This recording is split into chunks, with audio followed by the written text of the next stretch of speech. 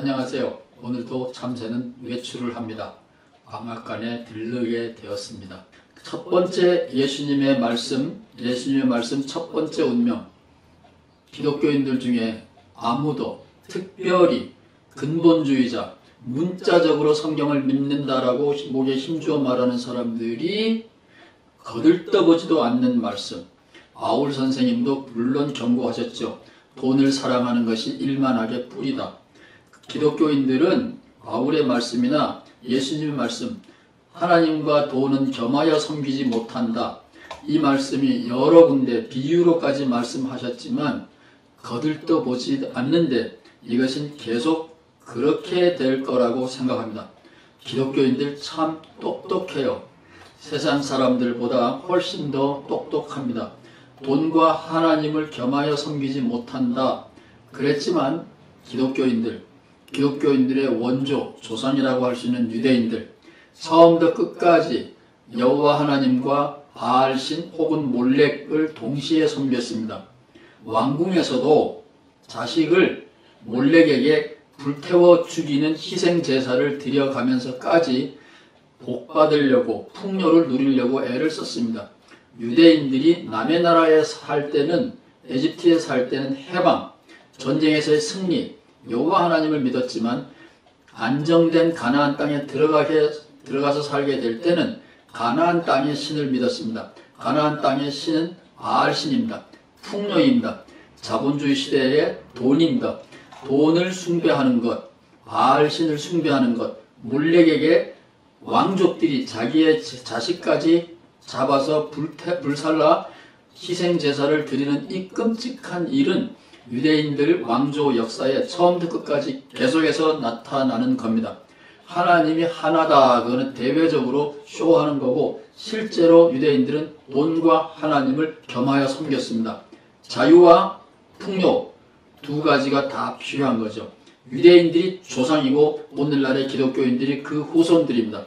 돈과 하나님을 겸하여 섬길 수 없다라는 예수님의 말씀은 언제나 거들떠보지도 않는 말씀이 될 수밖에 없는 운명 속에 있습니다.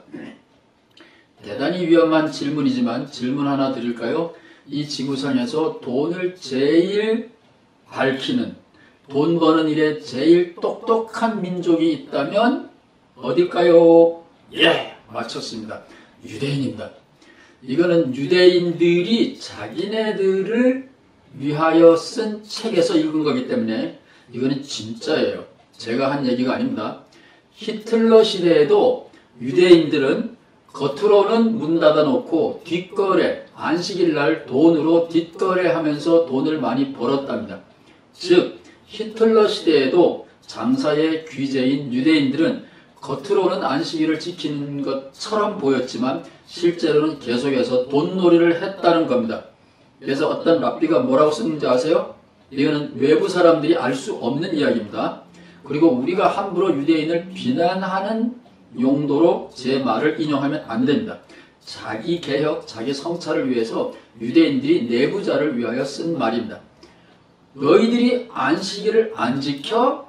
나 여호와가 너희들 가게 문을 영원히 닫아버릴 거야. 그래서 히틀러를 통하여 유대인들의 상점 가게를 닫았다라는 겁니다. 얼마나 무서운 얘기입니까? 랍비들은 이렇게 철저하게 우리 제발 좀 여호와 하나님, 우리 조상의 하나님, 우리의 하나님을 믿고 안식일날 좀 제대로 살자. 그래서 그런지 뉴욕에 본부를 두고 있는 전자상가 많은 경우는 전자상품을 주문하다 보면 오늘은 안식일입니다. 내일 주문을 처리하겠습니다. 이런 대목이 나오는 것을 가끔씩 보면서 저는 웃지요. 히틀러 약발이 아직 살아있구나.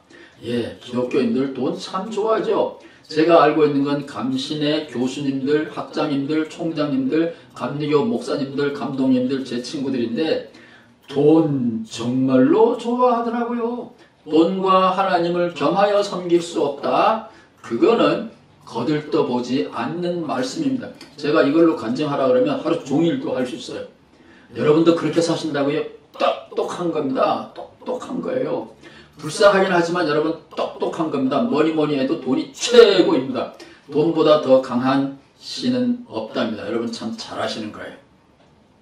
불쌍하지만 두 번째, 예수님이 하신 말은 아니지만 예수님의 제자들이 하신 말씀이라고 봐요. 예수님이 가르쳐준 그 구원의 길 따라가는 길이 좁고 험하다 그랬어요. 그게 무슨 복음이에요. 돈 따라가는 길, 그 길이 험하고 좁지요. 왕족으로 태어나지 않으면, 금수저로 태어나지 않으면 돈 차려오는 것, 권력 차려오는 것 험하지요. 갈 수도 없어요. 따라서 예수님의 길이 좁고 험하다, 그건 거짓말이에요. 예수님의 길은 넓고 편안합니다. 서로 응원하고 부추겨주고 힘 보태면서 가는 길이기 때문에 예수님이 가르쳐준 길은 편안하고 넓은 길이에요. 이 길이 좁고 험하다? 그거는 거짓말입니다. 그게 무슨 복음이에요. 안 그래도 우리가 힘들게 사는데 하나님이 자기의 독생자 예수를 보내서 우리를 구원한다 하시면서 우리를 더 힘들게 살으라고 했다면 그건 가짜입니다. 예수님의 말씀 중에도 가짜가 있다니까요. 예수님이 하신 게 아니겠지만 예수님의 입에서 나왔다라는 말, 구원으로 인도하는 길은 좁고 험하다, 그거는 가짜 복음이에요. 가짜 복음. 우리를 얽어매는 겁니다. 우리를 고행으로 인도하는 거예요. 우리에게 겁주는 거예요. 노예로 만드는 겁니다. 우리를 해방시키는 신학이 아니면, 우리를 자유롭게 하는 신학이 아니면, 우리를 풍요롭게 하는 신학이 아니면 그거는 가짜 신학이에요. 따라서 돈 버는 게 힘들죠. 돈 버는 길로 가면 우리가 노예가 되는 거죠. 그러나 예수님이 가시는 길로 가면 우리가 올무에서 해방되는 거예요. 그거는 아니오시다입니다. 예수님이 가시는 길로 가면 동네방네 모여가지고 이렇게 떡잔치를 하는 겁니다.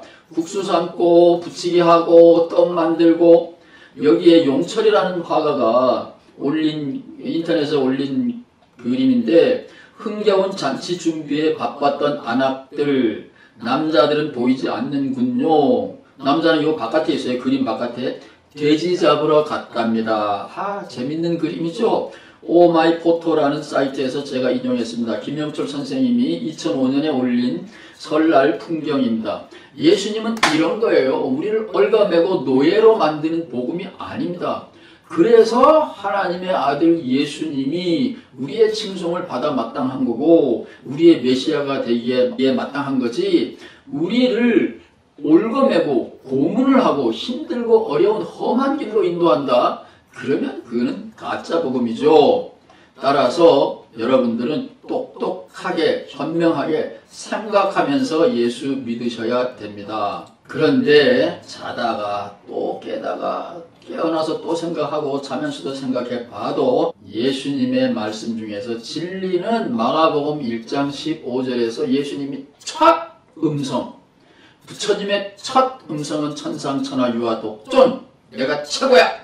사실은 그거는 부처님의 고독의 발성, 고독의 탄식이라고 봐요. 예수님의 첫성, 예수님이 공생애에서 첫 발언, 그거는 마가복음 1장 15절에 있는 말씀입니다. 마가복음 1장 15절, 여러분도 듣기는 들었지만 다 까먹었지요.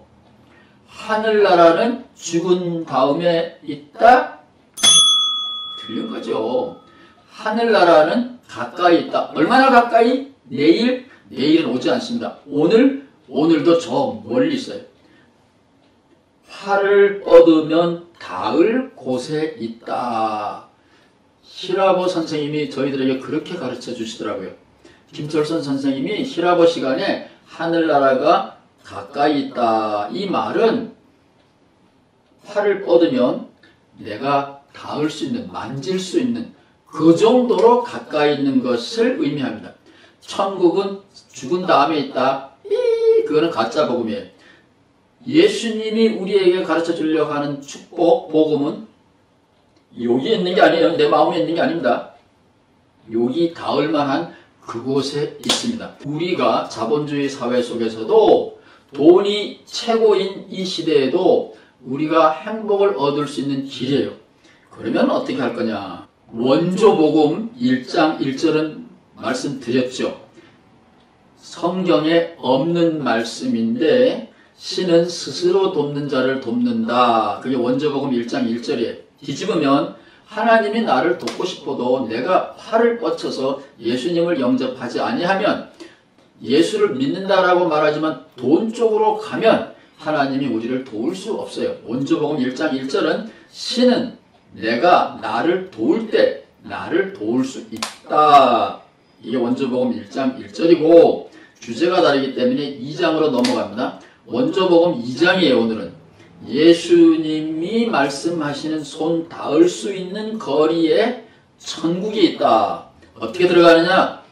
1단계, 내 주변을 눈여겨보십시오. 봐야 돼요. 관찰해야 돼요. 아니면 소리를 들어야 돼요.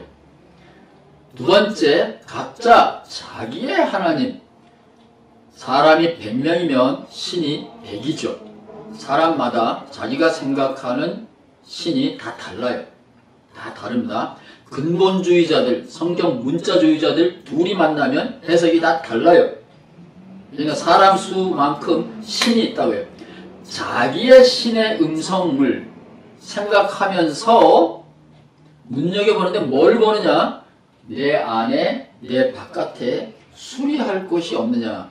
개선할 것이 없느냐? 쓰레기를 치울 것이 없느냐? 목마른 짐승은 없느냐? 예, 저는 선한 사마리아인 비유는 알지만 저는 사람은 안 도와요. 여기는 LA거든요. 제 주변에는 다 저보다 잘 살고 흑인들이 사는데 가까이 가기에도 겁나는 당신들이고, 그 흑인들은 저를 사람 취급을 안 해요. 무시하거든요. 제가 히틀러 때 살아남은 유대인에게 물어봤다 그랬죠. 히틀러가 제수 도장을 찍어줬어요. 그래서 문신이 남아있는데 그 유대인에게 제가 물어봤다 그랬죠. 독일 사람을 용서할 수 있느냐? 너무 기가 막힌 질문인가 봐요. 가만히 있더니 생각만 해도 겁나는, 치가 떨리는 독일 사람을 용서해? 예, 한인타운에서는 흑인, 죄송합니다, 대부분의 경우는 겁나요. 옆집에 흑인이 살고 있는데 저희들을 풋다운, 사람 취급을 안 해요. 백인은 물론이고 왜 남의 동네에 와서 살고 있느냐 그러면서 우리를 무시합니다. 그래서 저는 선한 사마리아인의 비유는 저하고는 상관없어요. 제가 도울 수 있는 것은 목마른 참새, 목마른 비둘기, 목마른 벌들에게 냉수한 것을 퍼주는 겁니다. 내 주변에 쓰레기가 있으면 날마다는 못하고 가끔씩 치우죠. 이 세상은 하나님의 정원이고 내 동네를 깨끗하게 하는 것, 목마른 생명에게 냉수한 그릇을 주는 것은 조물주 하나님의 식구들을 돌보는 것입니다. 저는 제 나름대로 하나님의 가족 생명들을 돌봅니다. 수리에, 이 세상 수리에 그래서 저는 적극 참여합니다. 성공했으면 동네방네 사람들을 불러다가 잔치를 벌여야 돼요. 아까 그 김영철 선생님의 그림처럼 동네방네 불러다가 잔치를 벌이는 겁니다. 예수님의 이야기 속에는 잔치를 벌였다라는 대목이 무지무지 많이 나옵니다. 이것이 예수님을 예수님답게 하는 거예요. 예수님의 길과 세상의 길은 다르답니다. 그런데 내가 기뻐하더라도 내 기쁨에 응하지 않을 사람들이 무진장 많이 있어요. 우리 집에 참새들이 춤을 추고 갔다. 그래서 제가 파티를 벌이면 여러분들 오시겠어요? 참새가 춤을 춘다고요? 제가 잠시 보여드리겠습니다.